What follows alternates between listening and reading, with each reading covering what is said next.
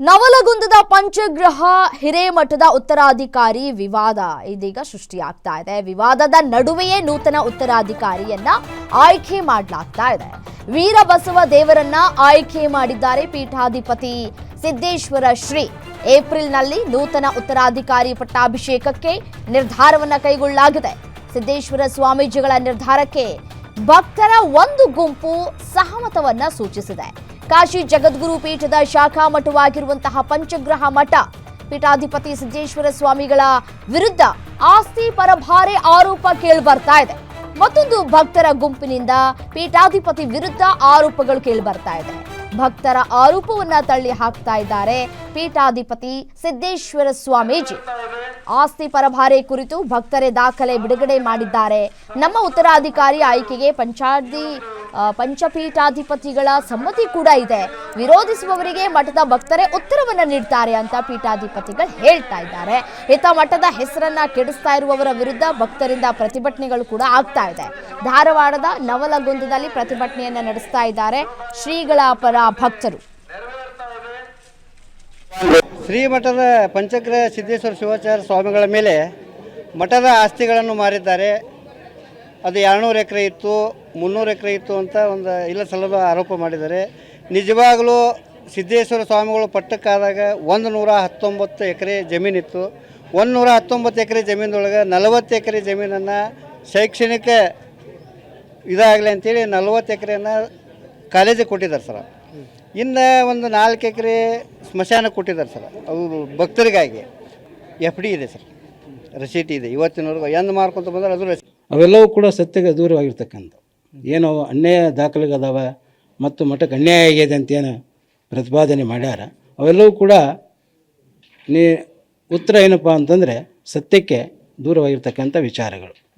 ಈ ಮುಂದಿನ ನಿರ್ಣಯ ಏನು ಮಾಡ್ತೀವಿ? ಎಲ್ಲ ಸಮಾಜ ಇದೆ, ನಮ್ಮ ನವಲೊಂದು ಭಕ್ತರಿದ್ದಾರೆ, ಶಿಷ್ಯ ಸಮೂಹ ಇದೆ, ಆಮೇಲೆ ಪಂಚಪೀಠಾಧೀಶರಿದ್ದಾರೆ. ಅವರೆಲ್ಲರೂ ಸೇರಿ ನಿರ್ಣಯ ಮಾಡ್ತಾರೆ, ಅದ ನಿರ್ಣಯ. ಇನ್ನು ಇದೇ ವಿಚಾರಕ್ಕೆ ಸಂಬಂಧಪಟ್ಟಂತೆ ಮತ್ತಷ್ಟು ಡೀಟೇಲ್ಸ್ ಕೊಡ್ತಾ ಹೋಗ್ತಾರೆ ನಮ್ಮ ಪ್ರತಿನಿಧಿ ಶ್ರೀಧರ್ ಮುಂಡರಗಿ ದೂರವಾಣಿ ಸಂಪರ್ಕದಲ್ಲಿದ್ದಾರೆ. ಶ್ರೀಧರ್, ಪಂಚಗ್ರಹ ಮಠದ ಉತ್ತರಾಧಿಕಾರಿ ನೇಮಕಕ್ಕೆ ಭಕ್ತರ ಒಂದು ಗುಂಪು ವಿರೋಧವನ್ನ ವ್ಯಕ್ತಪಡಿಸ್ತಾ ಇರೋದು ಯಾಕೆ? ಈ ಆಯ್ಕೆ ಪ್ರಕ್ರಿಯೆಯಲ್ಲಿ ಪಾರದರ್ಶಕತೆ ಇರಲಿಲ್ಲ ಅನ್ನುವಂತಹ ಭಕ್ತರ ಆಕ್ರೋಶಕ್ಕೆ ಕಾರಣ ಏನು ಅಂತ? ಖಂಡಿತ ರಮ್ಯ, ಈಗಾಗಲೇ ಹಲವಾರು ದಿನಗಳಿಂದ ಕೂಡ ಈ ಪಂಚಗ್ರಹ ಮಠದ ವಿಚಾರವಾಗಿ ಅಂದ್ರೆ ಮುಂದಿನ ಪೀಠಾಧಿಪತಿ ಯಾರು ಅನ್ನೋ ವಿಚಾರವಾಗಿ ಹಲವಾರು ಗೊಂದಲಗಳಿಗೆ ಕಾರಣ ಆಗಿತ್ತು. ಅದು ಕೂಡ ಧಾರವಾಡದ ಮತ್ತು ನವಲಗುಂದದ ಪ್ರಸಿದ್ಧ ಮಠ ಅಂತಲೇ ಗುರುತಿಸಿರುವಂತಹ ಪಂಚಗ್ರಹ ಮಠದಲ್ಲಿ ಪೀಠಾಧಿಪತಿ ಆಯ್ಕೆಯ ವಿಚಾರವಾಗಿ ಭಕ್ತರು ಮತ್ತು ಆ ಪೀಠಾಧ್ಯಕ್ಷರು ಯಾರು ಅನ್ನೋದ್ರ ಬಗ್ಗೆ ಹಲವಾರು ಚರ್ಚೆಗಳ ಕಾರಣ ಆಯಿತು. ಈ ನಿಟ್ಟಿನಲ್ಲಿ ಈಗಾಗಲೇ ಒಂದು ಭಕ್ತರ ಗುಂಪು ಈಗಾಗಲೇ ಮುಂದಿನ ಪೀಠಾಧಿಪತಿ ಇದ್ದಾರೆ ವೀರಬಸವ, ಅವರು ಬೇಡ, ಈಗಾಗಲೇ ಅವರು ಏನು ಸ್ವಾಮೀಜಿ ಇದ್ದಾರೆ ಅವರ ಅಣ್ಣನ ಮಗಳನ್ನೇ ಈಗಾಗಲೇ ಅವರು ಪೀಠಕ್ಕೆ ಪೀಠಾಧಿಪತಿ ಆಯ್ಕೆಯನ್ನ ಮಾಡ್ತಾ ಇದ್ದಾರೆ. ಈ ನಿಟ್ಟಿನಲ್ಲಿ ಅವರನ್ನ ಆಯ್ಕೆ ವಿಚಾರಕ್ಕೆ ನಾವು ಸಂಪೂರ್ಣವಾಗಿ ವಿರೋಧವನ್ನ ವ್ಯಕ್ತಪಡಿಸಿದೀವಿ. ಇದನ್ನ ಬಿಟ್ಟು ಬೇರೆ ಯಾರಾದ್ರೂ ಆಯ್ಕೆ ಮಾಡಿದ್ರೆ ಅದಕ್ಕೆ ನಾವು ಸಂಪೂರ್ಣವಾಗಿ ಒಪ್ಪಿಗೆಯನ್ನ ಕೊಡ್ತೀವಿ. ಹೀಗಾಗಿ ಆ ಒಂದು ಪೀಠಾಧಿಪತಿ ಆಯ್ಕೆಯ ವಿಚಾರವಾಗಿ ಯಾವುದೇ ಕಾರಣಕ್ಕೂ ವೀರಬಸವ ದೇವರು ನಮಗೆ ಬೇಡ ಅನ್ನೋ ಒಂದು ಮಾತನ್ನ ಒಂದು ಭಕ್ತರ ಗುಂಪು ಹೇಳ್ತಾ ಇದ್ರೆ, ಇನ್ನೊಂದು ಭಕ್ತರ ಗುಂಪು ಏನು ವಿರೋಧ ಮಾಡಿದ್ರಲ್ಲ ಅವರ ವಿರುದ್ಧವಾಗಿ ನಿನ್ನೆ ಒಂದು ಪ್ರತಿಭಟನೆಯನ್ನ ಮಾಡಿ ಅವರು ಒಂದು ಆಕ್ರೋಶನ ಹೊರಹಾಕ್ತಾ ಇದ್ರೆ.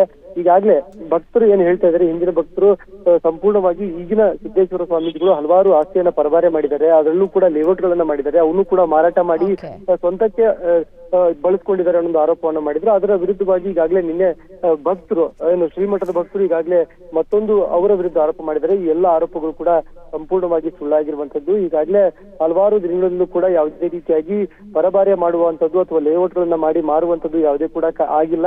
ಅದು ಯಾವುದೇ ರೀತಿಯಾಗಿ ಹಿಂದಿನ ಮಠದ ಪೀಠಾಧಿಪತಿಗಳಿದ್ರು ಅವರು ಮಾರಾಟವನ್ನ ಮಾಡಿದ್ದು ನಿಜ, ಆದ್ರೆ ಮಾರಾಟವನ್ನ ಮಾಡಿ ಆ ಒಂದು ಹಣವನ್ನ FD ಮೂಲಕ ಏನು ಮಠಕ್ಕೆ ಇಟ್ಟಿದ್ದಾರೆ, ಆ ಮಠದ ವರ್ಷಕ್ಕೆ ಏನೇನು ಖರ್ಚುಗಳು ಬೇಕೋ ಅದನ್ನ ಬಳಕೆಗೆ ಮಾಡ್ಕೊಳ್ತಾ ಇದ್ರೆ ಅನ್ನೋದು ಮಾತನ್ನ ಹೇಳ್ತಾ ಇದ್ದಾರೆ. ಈ ನಿಟ್ಟಿನಲ್ಲಿ ಈಗಾಗಲೇ ವೀರಬಸವ ದೇವರ ಮುಂದಿನ ಆಯ್ಕೆ ಪ್ರಕ್ರಿಯೆಯನ್ನು ನಾವು ಕೂಡ ಸಂಪೂರ್ಣವಾಗಿ ಒಪ್ಕೊಂಡಿದ್ದೀವಿ. ಅಷ್ಟೇ ಅಲ್ಲದೆ ಈಗಾಗಲೇ ಪಂಚಪೀಠಾಧಿಪತಿಗಳು ಕೂಡ ಈ ಮುಂದಿನ ವೀರಬಸವ ದೇವರನ್ನ ಆಯ್ಕೆ ಮಾಡುವಲ್ಲಿ ಅವರು ಕೂಡ ಇವರನ್ನೇ ಆಯ್ಕೆ ಮಾಡಿದ್ದಾರೆ. ಹೀಗಾಗಿ ನಾವು ಮುಂದಿನ ಆಯ್ಕೆ ವಿಚಾರವಾಗಿ ಇವರನ್ನೇ ಮಾಡ್ತೀವಿ ಅನ್ನೋ ಒಂದು ಮಾತನ್ನ ಈಗಾಗಲೇ ಸ್ಪಷ್ಟವಾಗಿ ಮಠದ ಭಕ್ತರು ಹೇಳಿರುವಂತದ್ದು. ರಮ್ಯಾ, ಓಕೆ, ಥ್ಯಾಂಕ್ ಯು ತಮ್ಮೆಲ್ಲ ಮಾಹಿತಿಗಾಗಿ ಶ್ರೀಧರ್.